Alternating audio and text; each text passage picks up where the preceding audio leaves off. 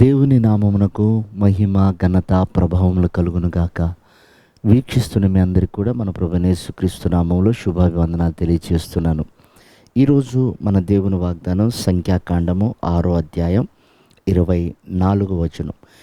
యెహోవా నిన్ను ఆశీర్వదించి నిన్ను కాపాడును. ప్రియమైనటువంటి దేవుని బిడ్డలారా, ఇక్కడ 2 మాటలు మనకు దేవుడు బయలుపరుస్తున్నాడు. ఒకటి, ఆశీర్వదిస్తాడు, కాపాడతాడు. నిజమే, ఇదే మాట దేవుడు ఆదాముతో అన్నాడు. ఆదామా, ఇదిగో ఈ తోటలో నీవు ఫలించి అభివృద్ధి చెంది విస్తరించి దాన్ని లోపరుచుకో, కాపాడుకో అన్నాడు.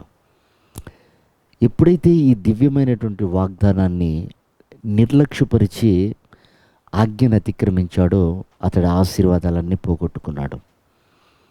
అయితే దేవుడు ఇప్పుడు వ్యక్తిగతంగా మనతో మాట్లాడుతున్న మాట ఏమిటంటే, నిన్ను ఆశీర్వదించి కాపాడతాడు. చూడండి, మనము పిలువబడటం ఆశీర్వాదం. అనేకులకు లేని ధన్యత అది. లోకంలో ఎంతోమంది రక్షణ లేని వారు ఉన్నారు, వారికి ఆ భాగ్యం లేదు. రక్షించబడిన మనము ఆశీర్వాదాలకు వారసులం. అయితే ఇప్పుడు ఈ ఆశీర్వాదం కాపాడబడాలి అంటే మనము విరువబడాలి. ప్రభు ఒక రొట్టెనెత్తుకొని దానిని ఆశీర్వదించి విరిచాడు. అంటే మనం ఆశీర్వదించబడ్డప్పుడు దేవుడు మనల్ని విరుస్తూ ఉంటాడు, నలుపుతూ ఉంటాడు, దున్నుతూ ఉంటాడు.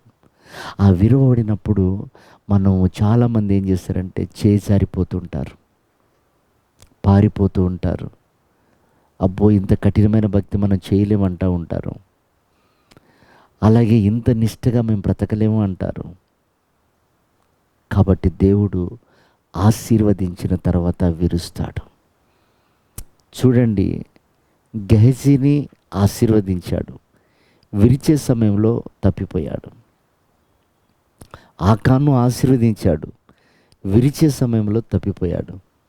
అబ్రహామును ఆశీర్వదించి విరిచాడు, కాపాడబడ్డాడు. దావీదును ఆశీర్వదించి విరిచాడు, కాపాడబడ్డారు. ప్రియమైన వారలారా, మనము కాపాడబడటము అనగా దేవుడు మనల్ని విరవటము. ఎందుకు విరుస్తున్నాడు? సువాసన వెదజల్లటానికి, ఆశీర్వదించబడిన వాడిని గణపరచటానికి.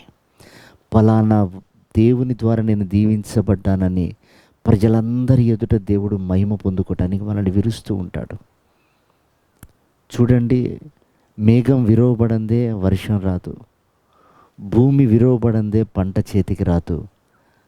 అలాగే మన జీవితంలో కూడా ఆశీర్వాదించబడిన తరువాత దేవుడు విరుస్తున్నప్పుడు, అనగా మనకు కొరతలు కలుగచేసి, బలహీనతలు కలుగచేసి, అనేకమైనటువంటి ఆటంకాలు ఏర్పడుతున్నప్పుడు, మనము ఆశీర్వాదం ఉన్నప్పుడు ఎలాగైతే ఉన్నామో బలహీనతలోనూ అలాగే ఉండి, కరువులోనూ అలాగే మనం నిలబడ్డప్పుడు ఆ సువాసన ద్వారా దేవుడు మహిమపరచబడతాడు.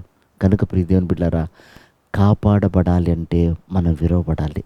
ఆయనే ఆశీర్వదించి ఆయన కాపాడుతాడు. కనుక ఆయనకి ఉదయకాలం మనం అప్పగించుకుందాం. అట్టి కృప ప్రభు మనందరికి అనుగ్రహించి ఆయన రాకడకు సిద్ధపరచునుగాక.